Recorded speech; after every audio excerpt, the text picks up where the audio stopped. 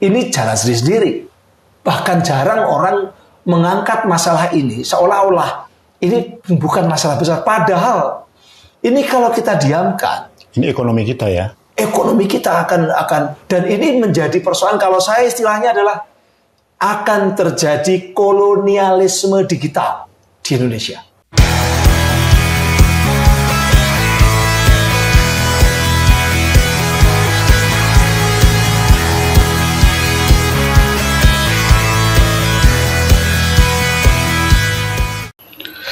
Terima kasih Pak Henry atas waktunya ya. Gimana Pak, sehat Pak? Alhamdulillah, meski sehat. Memasuki tahun 2025 ya. Setelah kemarin sempat kita disibukkan dengan kontestasi politik ya. Kira-kira persoalan apa nih Prof di tahun 2025 nih yang mungkin terabaikan gitu? Karena sibuk dengan politik terus nih kita. Gini Mas Sigit, kebetulan saya ini akhir tahun kemarin, hampir 1 bulan saya ada di Indonesia bagian timur, melakukan riset sama tim saya. Saya bawa sekitar 14 orang ke NTT, ke Maluku Utara, kemudian kami kerjasama dengan beberapa universitas di Maluku Utara maupun di NTT, riset tentang persoalan digital, transformasi digital. Dan saya menemukan sebuah fenomena yang ternyata tidak hanya di NTT dan Maluku Utara. Saya juga dapat laporan yang sama itu juga di Papua, bahkan di Indonesia Barat. Di Indonesia Barat itu bisa di wilayah Riau dan sebagainya. Yaitu apa? Semakin menguatnya pemanfaatan teknologi asing untuk layanan internet di beberapa wilayah-wilayah Indonesia, terutama di wilayah-wilayah terluar Indonesia. Yaitu Starlink. Sementara ini Starlink. Punyanya Elon Musk itu ya? Punyanya Elon Musk. Dan kita tahu bahwa tahun 2024 awal, April ya, sekitar bulan April Maret itu Elon Musk waktu itu memang mendapatkan semacam izin untuk bisa beroperasi di Indonesia. Dan itu yang sekarang yang terjadi adalah kondisi di mana banyak sekali wilayah Indonesia yang dulu katanya pemerintah itu menyiapkan infrastruktur namanya tol langit dan sebagainya sebagainya itu, dan kemudian kita tahu ada yang dikorupsi misalnya BTS-nya dan sebagainya. Ternyata memang di daerah itu banyak masalah besar tentang infrastruktur. Rakyat kita yang sudah melihat bahwa yang namanya internet itu kebutuhan pokok. Internet itu kebutuhan pokok, seperti oksigen gitu. Karena walaupun wilayah mereka, katakanlah saya sampai ke pulau-pulau yang agak terpencil gitu ya. Daerah-daerah yang agak terpencil. Tapi mereka ini masyarakatnya kan mobile. Walaupun terpencil, mereka pernah ke ibu kota kabupaten, pernah ke ibu kota provinsi. Sehingga kebutuhan tentang internet ketika mereka pernah di beberapa daerah yang internetnya bagus, ya dia bawa, dia punya harapan bahwa dia pengen bisa e-commerce, bisa berjual beli online, pengen pakai YouTube seperti ketika di daerahnya nggak bisa. Nah, pemerintah ternyata katanya konon waktu itu menyediakan infrastruktur. Ketika infrastrukturnya kemudian dimanfaatkan, itu sangat minim dan tidak bisa juga dipakai sesuai dengan kebutuhan dan keinginan mereka. Nggak bisa dipakai untuk YouTube-an, nggak bisa dipakai. Ya, mungkin bandwidth-nya sangat kecil. Ada hanya sekitar 2 Mbps ya sampai 4 Mbps. Padahal rumah, saya ini di rumah saya, itu 30 Mbps kalau saya langganan internet di sini. 30 otomatis nggak bisa dipakai apa-apa. Jadi kalau hanya 2 sampai itulah muncullah kemarahan masyarakat bahwa merasa mereka dibohongi. Kok nggak seperti yang dibayangkan, yang diharapkan? Kenapa beda dengan yang mereka harapkan, juga beda dengan yang dilayani oleh perusahaan-perusahaan swasta. Katakanlah operator-operator swasta, Telkomsel dan sebagainya. Sayangnya perusahaan swasta ini juga hanya ada di wilayah-wilayah yang ekonominya maju, yang mungkin penduduknya tinggi, yang menguntungkan ekonominya.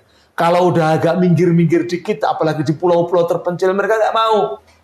Ya itulah yang memunculkan tadi kesenjangan digital, keinginannya tinggi, masyarakatnya nggak terlayani oleh negara maupun oleh korporasi nasional, akhirnya menggunakan korporasi asing, yaitu Starlink. Dan itu sekarang menguat. Starlink sudah menjadi kebutuhan utama. beberapa kepala desa itu malah bayar Starlink pakai dana desa. Oh iya, beberapa kepala sekolah bayar Starlink pakai dana BOS. Iya. Negara kita seolah-olah terlayani oleh perusahaan asing dan ini menjadi bukan simbiosis mutualistik, Pak. Ini memang betul membantu, tapi ini akan memunculkan masalah baru ke depan. Ya. Terutama kalau kita melihat dari persoalan keamanan digital, kedaulatan digital. Tapi kan bagi masyarakat kan nggak lihat itu. Masyarakat kan dia nggak bisa berinternet, ya logis lah kalau mereka lalu menggunakan itu. Praktis lah cara berpikirnya. Dan lebih celakanya lagi bukan hanya dipakai untuk hal-hal biasa, tapi juga dipakai untuk puskesmas. Ya, layanan kesehatan, pakai untuk akses kesehatan, bisnis, bahkan juga katakanlah mungkin Polres pun, polisinya juga ada yang pakai itu gitu ya, polsek daerah, atau bahkan mungkin juga Koramil juga melakukan pakai itu, dan tidak bisa kita pungkiri, ini pun juga dipakai oleh, kalau di Papua sana bisa jadi OPM juga pakai atau KKB itu pakai internet ini kan gitu kan. Di tengah hutan akhirnya kan nggak butuh lagi internet buat yang dari pemerintah ataupun juga dari swasta pun mereka ini bisa. Bahkan sekarang ini tren yang namanya reseller untuk Starlink itu. Bisnis reseller, jadi langganan, kemudian diberikan lagi gitu ya. Diberikan lagi dan itu mulai berkembang. Hotel-hotel yang terpencil menggunakan itu, restoran-restoran daerah pariwisata yang terpencil menggunakan itu. Ini infrastruktur loh, bukan hanya sekedar over the top, tapi infrastruktur. Sama aja dengan pengganti fiber optik atau pengganti BTS yang dulunya BTS itu yang memiliki adalah perusahaan-perusahaan nasional. Sekarang infrastrukturnya yang memiliki adalah Elon Musk. Dan bukan hanya itu, sebenarnya Elon Musk itu Cina juga sudah menyiapkan, sudah mau masuk. Oh, jadi menyiapkan satelit orbit rendah juga? Menyiapkan low Earth orbit juga seperti Elon Musk. Jadi ada 3 perusahaan Cina itu sekarang udah siap untuk masuk ke Indonesia. Sudah meluncurkan itu juga mereka? Ya saya yakin kalau Elon Musk boleh masuk, pasti mereka juga minta boleh masuk, apalagi kita tahu pemerintah kita quote and quote dekat dengan Cina dan pemerintah Cina pasti ingin juga supaya BUMN mereka bisa masuk karena kan Cina itu kan perusahaannya banyak BUMN. Ya BUMN. Misalnya begini, Cina itu sudah meluncurkan Thousand Sail namanya atau G60 Starlink buatan Cina atau milik Cina dari provinsi Shanxi. Itu 2024 kemarin dia udah meluncurkan 108 satelit. Tapi Elon Musk sudah ribuan, bro. Arahnya nanti akan jadi 15.000. Dia untuk mengimbangi si Elon Musk. Ya. Kemudian perusahaan G-Space, istilah ini sebenarnya ada Geely Technology Group ya 2024 itu juga udah meluncurkan 30 satelit dan akan memiliki 6.000 satelit tahun 2027 depan. Ini itu 6.000 satelit, dia targetnya ke situ. Artinya memang Starlink itu nanti akan memunculkan persaingan. Nah, saya yakin ini kalau kita tidak antisipasi, maka yang terjadi adalah bangkrutnya ISP nasional. Iya, betul. Dan kita ini punya 1.400 ISP termasuk daerah-daerah. Di wilayah Indonesia Timur itu kecil-kecil ISP itu, Internet Service Provider itu. Itu kalau bangkrut berarti pengangguran. Ya.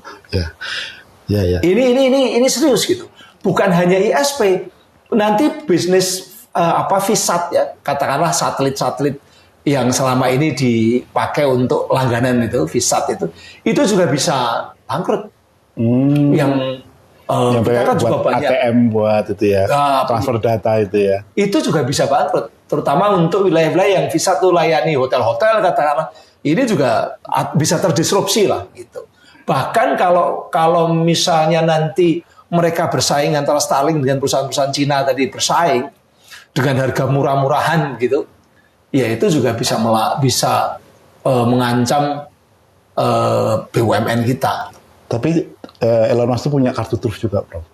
Jadi dia mau merilis HP, harganya sangat murah sekali, dan langsung ke satelit. Iya. Nggak perlu BTS. Satu, dia merilis HP, langsung ke satelit. Iya. Dua, dia merilis pembayaran itu pakai kripto. Iya, betul. Anak-anak muda sangat Iya. kripto, sehingga nggak perlu pakai pulsa. ada kontrol. Kalau kripto itu tidak ada kontrol dari bank manapun, ya. Ini bagi anak muda sangat menarik. Dan kita tahu Elon Musk sangat dekat dengan Donald Trump.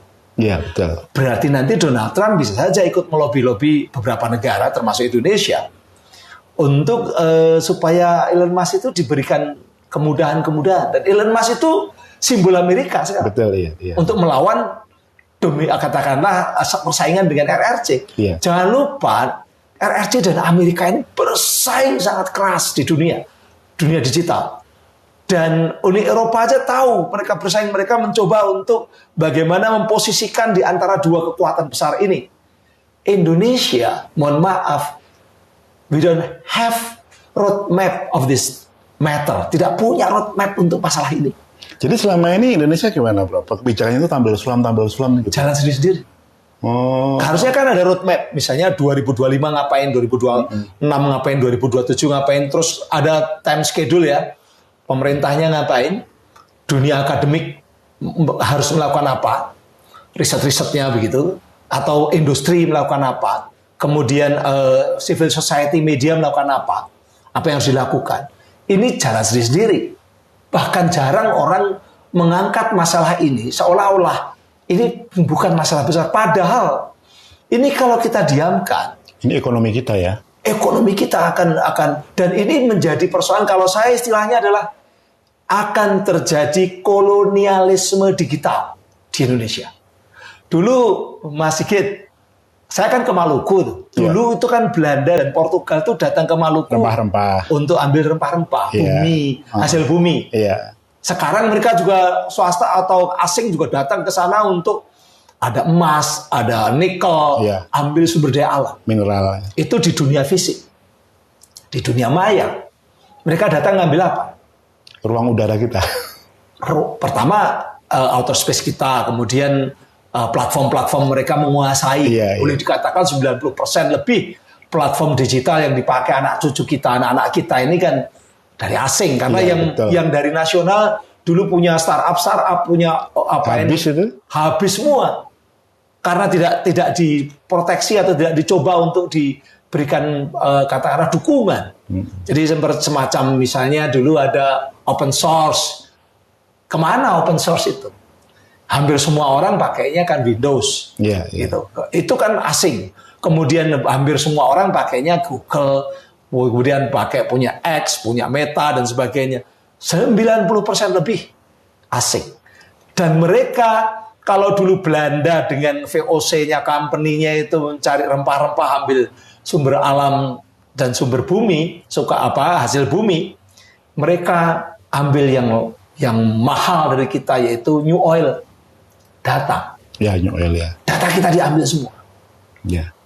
Dengan platform digitalnya mereka mengambil data, dengan infrastruktur yang dia datang dengan data Starlink dan lain-lain tadi, termasuk ini dua-duanya sama aja mengambil data kita kan. Sekarang kan era surveillance kapitalisme itu ngambil data-data kita dan itu dimonetisasi. Ya, digging data mereka. Nambang data, istilahnya gitu. Dan itu menjadi kekayaan mereka. Monetisasi. Kan sekarang ini kan di era kapitalisme digital ini kan ada kekhawatiran besar nih di beberapa negara, termasuk di negara-negara Eropa ya. Warga itu sekarang kehilangan kendali atas data. Kita ini kan kehilangan kendali atas data kita. Iya, iya. Dan jangan lupa di kalangan researcher, peneliti-peneliti sekarang frustrasi, Mas. Karena data-data yang dulu bisa diakses di Twitter misalnya, sekarang nggak bisa, harus bayar. Dulu harus bayar. API-nya gratis, sekarang udah enggak. Sekarang bayar. Mereka itu boleh dikatakan mengambil data-data kita, kemudian mengemas, monetisasi. Ketika kita mau menggunakan data kita sendiri, bayar. Iya. Ini yang disebut sebagai kapitalisme kolonialisme digital itu. Ya, pertanyaannya kenapa sih pemerintah nggak peka kayak begitu sih, Prof? Inilah makanya, padahal kan kita tahu anak cucu kita, adik-adik kita, bahkan kita juga sekarang hidupnya sekarang kan dunia digital. Separuh waktu kita. Separuh waktu kita, mungkin nanti ke depan akan lebih banyak lagi. Iya. Di dunia digital, terus dunia digital dikuasai asing. Datanya diambil oleh asing. Dan kita tahu bahwa ketika data itu dimanfaatkan oleh mereka, data itu juga bisa mempengaruhi algoritma atau bahkan menggunakan oleh para pengguna pemilik platform itu dengan algoritmanya untuk mengarahkan dengan konten-konten yang ekstrim. Sekarang ini kalau kita harus sadar ya bahwa dunia digital itu isinya kan konten-konten ekstrim, Mas. Iya. Yang konten-konten yang membuat kita terpolarisasi secara politik. Kalau saya nyerang kelompok lain, maka itu akan cepat sekali viral dan mendapatkan tempat, dan itu akan direkomendasi untuk dibaca atau dilihat oleh orang-orang yang setuju. Di kelompok yang lain juga begitu. Akhirnya yang terjadi di berbagai negara, polarisasi politik itu kencang sekali, besar sekali. Dan semakin terjadi polarisasi dan kekerasan, ada monetisasi. Iya. Orang cari duit dari situ, Bro. Yang dapat duit di situ. YouTuber.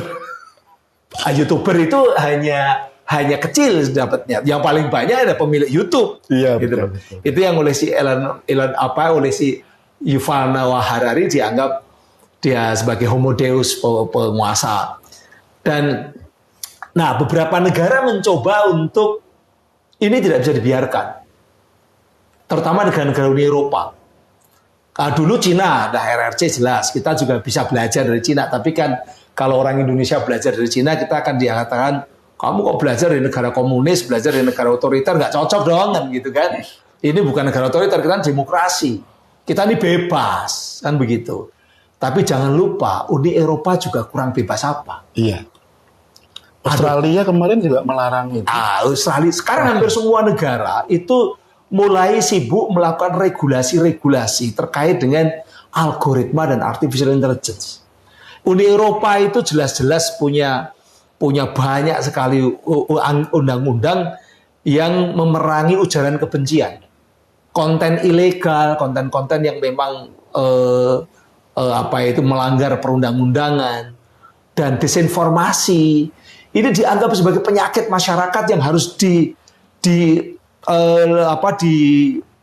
boleh dikatakan dihadapi, dan gimana menangani persoalan ini. Dan itu mau tidak mau nih Eropa sekarang membuat banyak regulasi, dan salah satu regulasinya adalah perusahaan-perusahaan global digital itu, termasuk punyanya Elon Musk, harus jadi gatekeeper. Dia nggak boleh hanya membiarkan, bahkan memanfaatkan algoritma keributan dan perkelahian dan polarisasi itu untuk monetisasi. Tapi mereka harus tanggung jawab sebagai gatekeeper. Kalau itu beritanya ada berita-berita yang memang tidak benar, beritanya adalah berita-berita yang memang disinformasi, hoax, maka yang harus ikut bertanggung jawab adalah gatekeeper. Perusahaan-perusahaan Meta, perusahaan-perusahaan YouTube, perusahaan-perusahaan. Jadi bukan dibiarkan rakyat atau netizen berkelahi. Kemudian ketika berkelahi kemudian dimonetisasi. Nah, itu yang ini semua harus ada roadmap-nya, harus ada perencanaan-perencanaan. Negara harus melakukan apa? DPR apa yang harus dilakukan? Penelitian-penelitian apa yang harus dilakukan? Gitu ya, lembaga-lembaga penelitian, perguruan tinggi, termasuk media harus melakukan sosialisasi atau literasi apa. Itu yang di Indonesia tidak terjadi, Mas. Sehingga Anda lihat, ya kalau saya baca di Twitter atau yang ikuti media sosial itu ingin ikut berkelahi saya, Pak. Iya, ikut panas. Ikut panas. Dan coba bayangkan ketika semua masyarakat seperti itu. Ini baru dunia politik ya. Belum ke persoalan moralitas, karena di dalam regulasi termasuk di Uni Eropa pun, bahkan juga di Jepang itu mereka mulai mengkhawatirkan karakter masyarakatnya yang berubah. demokrasi juga bisa terancam. Iya, Jepang itu yang kemarin ada penelitiannya juga itu berubah. Iya. Nah itulah makanya kenapa ini menjadi penting. Mas, misalnya putranya Mas Sigit diajari agama selama 1 hari 2 jam. Anak saya misalnya ke pesantren, tiap hari diajari agama 2 jam. Bagus nggak? Bagus. Bagus. Tapi 8 jam di luar itu, dia diterpa dengan hal yang lain. Terutama ya pornografi, ya kebencian antar agama, ya judi online, ya kira-kira mana yang lebih kuat yang 2 jam dengan yang bisa berjam-jam, bisa puluhan jam. Dan ini yang satu kebaikan, yang satu kemungkaran. Kira-kira mana yang lebih menarik? Yang menarik yang 8 jam itu. 8 jam. Itulah makanya ada istilah bahwa merusak suatu negara itu nggak perlu pakai perang. Ya, tapi cukup sekarang pakai konten-konten seperti itu dan pakai algoritma. Dan itu disadari betul sama negara-negara maju, Pak. Ini bukan hanya negara-negara berkembang yang punya masalah seperti ini. Ini global, dan bahkan di Amerika sekarang, itu negara-negara bagian di Amerika itu baru-baru ini, ya tahun 2024, itu ada puluhan bahkan sampai 100 regulasi dibuat oleh 50 negara bagian di Amerika Serikat karena mereka mengkhawatirkan masa depan anak-anaknya, termasuk di Australia tadi yang larangan sampai media sosial 16%. Belum 17 tahun. Itu ada real. Tapi Indonesia kayaknya bebas-bebas saja, Bro. Itulah hebatnya Indonesia. Tapi mau sejauh apa? How low can you go gitu ya? Kira-kira apakah Anda menjamin kalau anak ulama akan perilakunya baik dengan kondisi seperti sekarang? Kita kayaknya lebih liberal daripada negara liberal. Kita lebih liberal dari negara tidak memiliki perencanaan. Tidak memiliki perencanaan. Itu yang terjadi. Nah itu di satu sisi kita membiarkan nanti Cina dan Amerika itu bersaing memperebutkan pasar Indonesia di dunia digitalnya. Pasar digital, ya. Kita jadi pasar, terus mereka juga men-surveillance kita. Padahal kalau Amerika dan Cina sendiri kan mereka proteksionis sekali. Iya. Amerika nggak mau TikTok itu masuk Amerika. Iya. Amerika nggak mau yang namanya infrastruktur, yang namanya buatan ZTE atau Huawei masuk, karena mereka takut ini di surveillance. Iya. Kita bebas, mau Huawei, mau ZTE, mau Starlink, kita bebaskan. Tapi jangan lupa, ini nanti akan membunuh, bukan hanya membunuh peran-peran negara, tapi membunuh korporasi-korporasi lokal dan nasional. Makanya saya itu kan harapkan begini, dalam riset saya kemarin itu kan rekomendasinya Mas Sigit salah satunya adalah negara harus memfasilitasi korporasi ini kerjasama untuk melawan persoalan global ini. Karena ancamannya itu bukan hanya persoalan moralitas tadi, ancamannya ekonomi juga ada terancam, politik juga terancam. Politik, gimana kalau bukan KKB tadi? AKB menggunakan ini.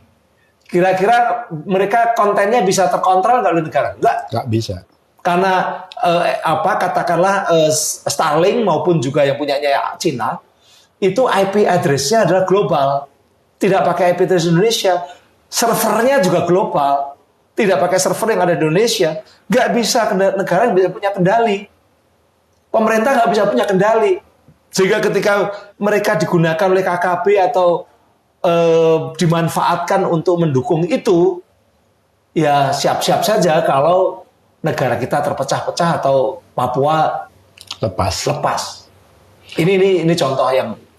Pertanyaan Prof, kan selama ini pemerintah itu dalam ini kan Kominfo Digi ini kan, mereka juga kabarnya kan juga membangun infrastruktur telekomunikasi digital yang dengan dana yang nggak sedikit loh itu. Hasilnya apa itu? Nah itulah sebenarnya ketika kemarin ada korupsi, kemudian mungkin ada kebijakan yang perlu dikoreksi. Karena kan mereka tadi saya katakan, mereka ini menjadi enabler. Negara atau pemerintah itu enabler. Dia hanya datang membuka peluang saja, tapi seolah-olah yang dia datangi itu masyarakat yang benar-benar masih nol, masih blank, tidak paham tentang internet, lalu diperkenalkan dengan internet awal. Padahal kan Tadi saya katakan publik itu public interest-nya, kepentingan mereka, public necessity, kenyamanan mereka, public convenience mereka. Itu sudah tinggi sekali keinginannya. Jadi pemerintah nggak bisa memenuhi itu. Tidak memenuhi itu. Akhirnya memunculkan benturan di bawah. Itu banyak itu di daerah itu yang namanya kepala-kepala dinas Kominfo itu suruh turun ke masyarakat karena menganggap apa ini nih bantuan dari pemerintah kok nggak ada guna. Bahkan sampai ada beberapa itu jadi persoalan hukum. Kenapa? Tanah yang dulu disumbangkan masyarakat untuk BTS, masyarakat seneng ada BTS kan. Ketika BTS-nya ternyata tidak seperti yang dia harapkan, dia minta kembali tanahnya. Ada kasus. Oh iya, itu jadi persoalan hukum itu. Nah, ini kan image pemerintahnya buruk. Tapi persoalannya adalah apakah Menteri Komdikinya juga sudah memikirkan di sini? Apakah Pak Presiden juga tahu bahwa pemerintah itu buruk ketika bicara mengenai persoalan seperti ini? Ini kan hal yang ke depan sana kita masih sibuk ngomongin tentang Hasto jadi tersangka. Boleh-boleh saja, itu juga menarik. Tapi ini ada persoalan nasional lebih besar dan kita ini menghadapi kekuatan global RRC dan Amerika yang akan mengambil data-data digital kita dan akan melakukan kolonialisme. Kalau dulu mereka datang menguasai dunia fisik, korporasi-korporasi itu, sekarang mereka datang menguasai dunia maya dan mengambil data-data kita.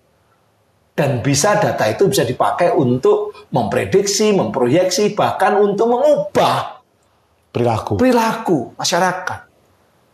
Terus nanti kita nunggu rusak dulu. Terlambat. Bisa terlambat semuanya. Kita udah terlambat sekarang ini. Iya. Kita udah terlambat. Kita udah tergantung sama Google, tergantung sama YouTube. Ini pun kalau nggak ada YouTube nggak bisa. Kan udah tergantung. Iya, karena pemerintah Australia aja udah batasin 17 tahun. Kita masih unlimited. Karena kita dulu lebih banyak mengejar yang penting masyarakat seneng, tapi tidak pernah menyiapkan. Kalau kita mau seperti Cina, memang Cina blokir semua, hanya punyanya dia. Yeah. YouTube nggak boleh, tapi dia punya sendiri. Google nggak boleh, dia punya Baidu. Twitter nggak boleh, dia punya Ren. Dia siapkan semua. WA nggak boleh, punya WeChat misalnya begitu. Kita kan negara demokrasi, nggak mungkin seperti itu. Tapi tidak berarti bahwa kita hanya diam saja. Tidak berarti bahwa kita lalu fatalis, lalu menganggap bahwa ini sudah keniscayaan global, lalu nggak bisa. Pasrah. Kemudian menganggap bahwa ini nggak penting, rusak. Contoh Uni Eropa. Saya selalu mengatakan contoh Uni Eropa. Bagaimana Uni Eropa mencoba untuk melindungi data warga negaranya. Uni Eropa mencoba untuk membuat regulasi supaya memastikan perusahaan-perusahaan mereka, negara-negara di Uni Eropa itu punya peluang yang sama dengan perusahaan-perusahaan global yang dari Amerika ataupun dari Cina. Itu yang harus dilakukan. Kalau enggak ya hancur. Uni Eropa takut kalau hancur, maka dia buat regulasi, macam-macam regulasi di sana. Kita bagaimana? Kita memang sudah lumayan kemarin punya perlindungan data pribadi, tapi sudah efektif belum? Terus kemudian bagaimana dengan artificial intelligence yang kita tahu akan merevolusi semua aktivitas kita, ya, merevolusi masyarakat di beberapa dekade mendatang, termasuk mungkin mendisrupsi segala hal. Ini di Amerika sekarang AI juga diregulasi, di Uni Eropa juga diregulasi. Bagaimana kita? Kita bebas-bebas saja. Kita anggap seolah-olah kebebasan adalah sesuatu yang paling baik. Enggak dong. Kemarin kan juga pemerintah itu kan kayaknya selain infrastruktur juga banyak menyiapkan regulasi-regulasi juga ya untuk membatasi itu. Nah, sejauh ini efektivitas regulasi itu kayaknya nggak terdengar ya, Pak? Regulasi kita ini lebih banyak ke Undang-Undang ITE. Yang gitu ya. Saya beberapa kali harus menjelaskan di banyak pengadilan, bahkan kemarin di Mahkamah Konstitusi. Saya itu 5 kali di Mahkamah Konstitusi, kayaknya 4 kali ngomongnya ITE deh. 4 kali kalau 3 kali ya. Itu ITE semua. Karena apa? Karena perhatian masyarakat kita ini masih ke politiknya ITE ini loh.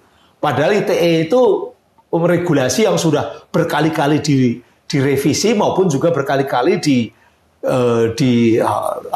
disidangkan materinya oleh MK, harusnya udah semakin bagus, leksertanya itu semakin bagus. Tapi jadi problem karena di pelaksanaannya, implementasi di lapangan sering dipakai oleh aparat-aparat itu untuk kepentingan politik, untuk kepentingan ekonomi. Akhirnya seolah-olah ITE-nya bermasalah. Tapi ITE itu sebenarnya itu lebih regulasi yang penanggung jawabnya, pelakunya adalah personal, Pak. Jadi kalau ada apa-apa yang dikejar personal. Pelakunya itu orang, individu, setiap orang dengan sengaja tanpa hak orang. Nah, katakanlah regulasi-regulasi di Uni Eropa, di Amerika, ini sekarang yang dimintai pertanggungjawaban itu ada korporasi. Tata kelola korporasi, pertanggungjawaban korporasi ketika mereka menggunakan algoritma, ketika mereka mengumpulkan data-data warga negara, itu yang harus dipertanggungjawabkan. Jadi kalau mereka perusahaan-perusahaan ini melanggar atau melakukan kesalahan, ya didenda bahkan bisa dipidana. Nah, kita masih maunya memidana orang, bukan perusahaan. Padahal problema utama sekarang ini ya bukan orangnya, tapi perusahaan-perusahaan. Negara itu harus memastikan regulasi maupun tata nilainya itu dihormati oleh platform yang ada di negara itu. Persoalannya kira-kira platform-platform yang ada di Indonesia ini menghormati tata nilai dan regulasi kita enggak? Kayaknya enggak sih. Ya itu yang terjadi. Kita melarang judi online banyak sekali. Dan itu merusak masyarakat kita. Dan akhirnya yang terjadi adalah para penegak hukum tidak mampu untuk melakukan penegakan hukum karena pelaku-pelakunya banyak yang di luar negeri atau anonim. Ketika anonim mau dibuka, datanya ada di luar negeri. Itulah yang disebut sebagai kita tidak punya kedaulatan digital. Karena kedaulatan digital itu kalau saya harus menyampaikan kemampuan suatu negara atau bangsa mengendalikan dan melindungi data pribadi warga negaranya. Kita mampu nggak mengendalikan dan melindungi data pribadi warga negara kita? Nggak mampu. Kenapa? Datanya ada di luar negeri kok. Iya. Datanya dikendalikan oleh perusahaan-perusahaan asing kok. Terus gimana negara atau bangsa ini mengendalikan? Makanya jangan heran, Mas, penipuan online tidak akan selesai. Judi online tidak akan selesai selama tidak ada kedaulatan digital. Kemudian pornografi juga tidak akan selesai. Jadi kemana para katakanlah mereka-mereka yang punya concern ke persoalan moral? Kemana mereka-mereka yang ingin Indonesia ini lepas dari judi online? Kemana mereka-mereka yang tidak suka negaranya itu diadu domba? Ya. Ngomong secara teknis ya, Prof ya. Ini kan platform-platform kayak media sosial itu kan dari luar semua ya. Tapi mereka nggak punya server di sini ya.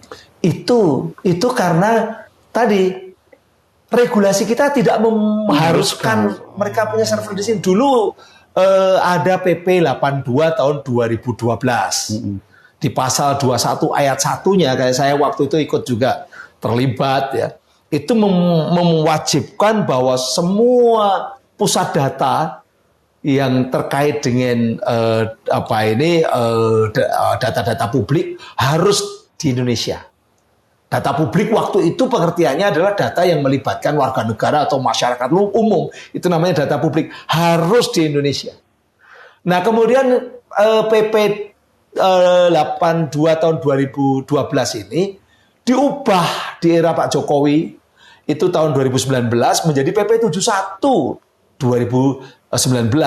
Yang awalnya wajib di Indonesia diubah boleh di Indonesia, boleh di luar negeri.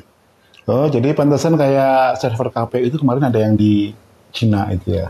Iya, makanya itu Pak server KPU, server yang swasta-swasta yang katakanlah kalau kita e-commerce misalnya Shopee atau Gojek, GoFood, Grab itu tidak harus di dalam negeri, boleh di luar negeri. Akhirnya mereka cari yang murah atau mereka punya kepentingan-kepentingan tertentu, mereka kemudian di luar negeri. Server bank juga di luar negeri. Di satu sisi memang mungkin boleh saja itu aman gitu ya. Ada juga begitu.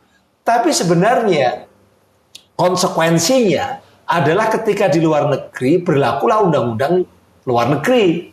Kalau dia di Amerika, berlakulah undang-undang Amerika. Ya, yurisdiksinya Amerika, dan Amerika memiliki undang-undang US Cloud Act yang boleh pemerintahnya itu mengambil, meminta informasi elektronik yang ada di perusahaan-perusahaan Amerika. Boleh mengintervensi. Boleh,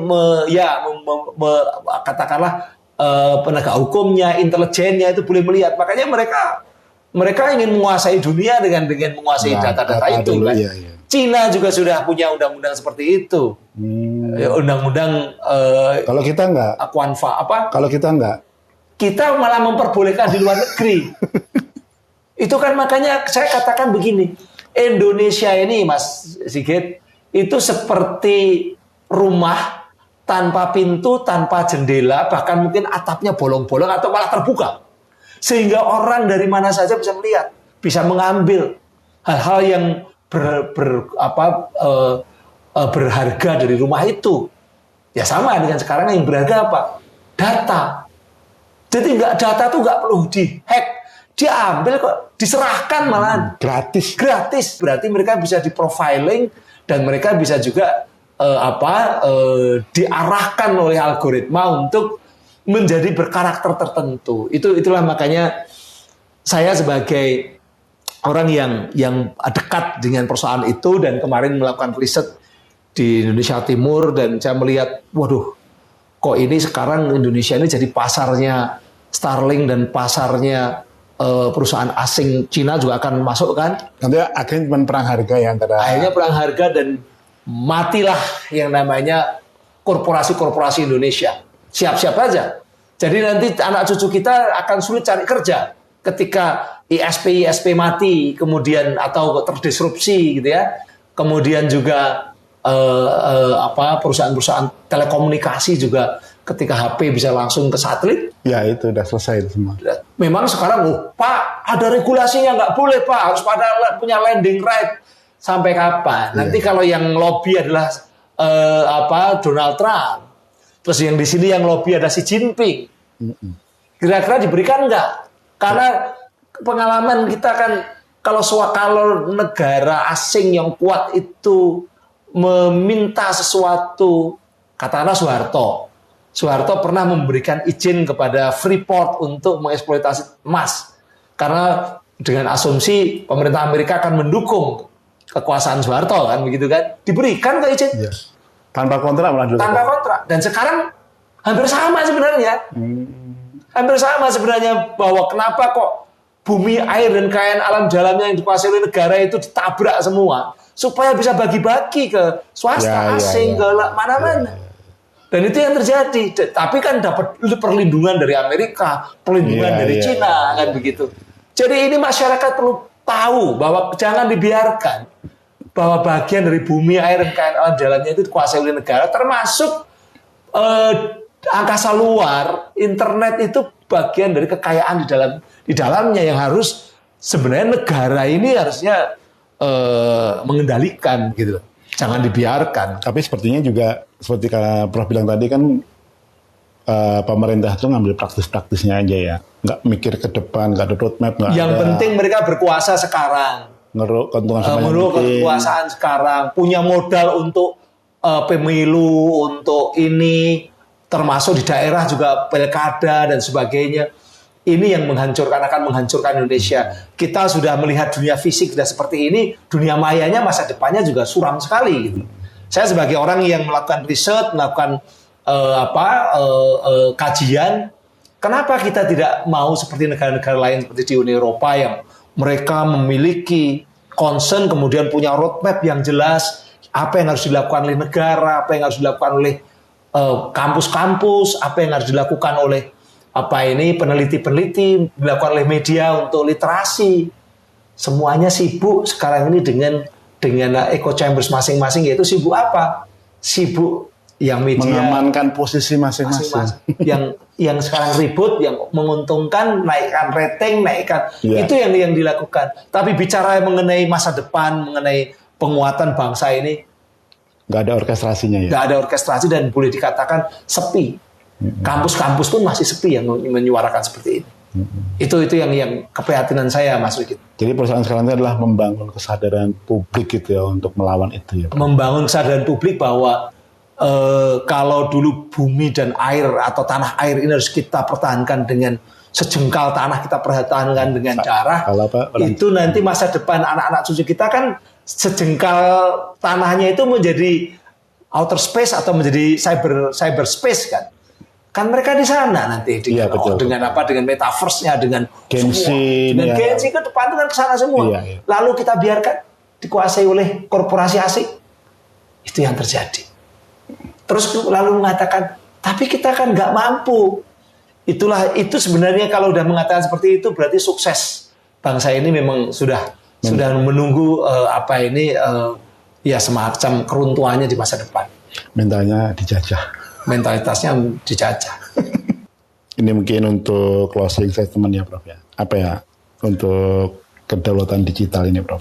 Saya berharap bahwa harus ada roadmap yang dibuat bersama antara pemerintah, para ahli, DPR dan juga mungkin kampus begitu ya, tentang ke depan ini apa yang harus dilakukan. Jangan dibiarkan kolonialisme digital ini merajalela. Jangan dibiarkan data-data warga negara ini dikuasai asing, dikendalikan asing, sehingga kita tuh terasing dengan data-data kita sendiri. Tidak bisa melakukan apa-apa. Oh, literasi memang penting untuk supaya paham. Tapi ketika saya saja yang sudah terliterate dengan kondisi seperti sekarang ini, boleh dikatakan saya tidak berdaya. Manusia individu tidak berdaya, harus negara. Ya, negara harus hadir. Harus hadir, dan negara nanti kerjasama. Apa yang harus dilakukan negara? Apa yang harus dilakukan pemerintah? Apa yang harus dilakukan DPR? Apa yang harus dilakukan korporasi-korporasi yang akan terancam bubar atau terancam terdisrupsi? Mereka juga jangan asik malah kerjasama sama Starlink. Gitu loh. Itu yang akan membunuh mereka kok malah diajak kerjasama. Yang waktu di Bali itu kan puskesmas di Bali pakai Starlink semua. Apalagi puskesmas pakai Starlink berarti apa? Berarti data-data kesehatan masyarakat kita ada di kendali asing. Iya, medical recordnya diambil. Diambil mereka. Sehingga tahu yang namanya orang Indonesia ini akan sakit apa. Atau mungkin juga perlu diberi penyakit apa. Dan begitu. Ini loh yang namanya sekarang tuh era di mana data itu adalah, kalau istilahnya Pak Jokowi, new oil itu tambang yang harus dipertahankan karena bisa dipakai apa saja. Penguasa data adalah penguasa dunia. Nah, kok kita membiarkan data-data kita diambil dan dikuasai negara lain, dikuasai perusahaan lain, dan korporasi-korporasi itu sebenarnya adalah korporasi-korporasi yang ingin menguasai banyak negara, termasuk dunia. Iya. Jadi pemerintah harus meningkatkan kewaspadaan lewat regulasi ya Prof ya. Regulasi dan punya perencanaan. Jangan tanpa perencanaan. Dan juga eksekusinya harus konsisten. Itu betul. Kalau cuma regulasi kan jadi... Iya, kalau sebenarnya kan kita udah cukup bagus punya undang-undang pelindungan data pribadi, tapi kan belum penegakan hukumnya sama sekali, sampai saya tunggu belum ada. Nah, sekarang kesadaran itu harus dibuat. Jadi kalau anak-anak Gen Z nggak mau tahu, nanti kamu nggak bisa cari kerja karena perusahaan-perusahaan banyak yang mati. Sekarang media-media konvensional mati ya. Banyak yang terdisrupsi, di PHK. Kemudian nanti ke depan perusahaan-perusahaan telekomunikasi, perusahaan-perusahaan ISP juga sama. Dan itu nanti akan merembet ke pemasok-pemasoknya dan ekosistemnya dan sebagainya. Nanti lu mau kerja di mana? Mau jadi YouTuber, masyarakat itu sebenarnya secara tidak sadar itu dia menjadi pekerjanya korporasi global. Google. Mereka memperkaya monetisasi mereka. Dan kalau perusahaan-perusahaan nasional mati, emang lu mau bisa kerja di Starlink? Starlink ya diisi oleh orang-orang tingkat global lah. Bisa aja sebagian ada yang ke sana, tapi kan sebagian besar masih tetap orang Amerika, orang Eropa kan gitu. Jadi tolong masyarakat yang ada di daerah-daerah yang nggak bisa bahasa Inggris dengan baik, ini ancaman bagi kalian akan kehilangan kesempatan untuk cari kerja ke depan. Kalau kita tidak punya aware tentang kolonialisme digital, data-data kita diambil oleh mereka, dan akhirnya kita hanya menjadi ajang rebutan, pasar, dan paling banter jadi follower. Iya. Terima kasih Prof atas pencerahannya untuk kedaulatan digital. Ternyata banyak PR yang harus kita selesaikan ya, yang harus kita antisipasi ya, karena ternyata persoalannya nggak sederhana yang kita bayangkan. Cuma masalah medsos atau apa, tapi lebih dalam dari itu. Iya, masalah ekonomi dan politik semua tergantung dari kedaulatan digital. Ya, makasih Prof. Makasih Pak Sigit.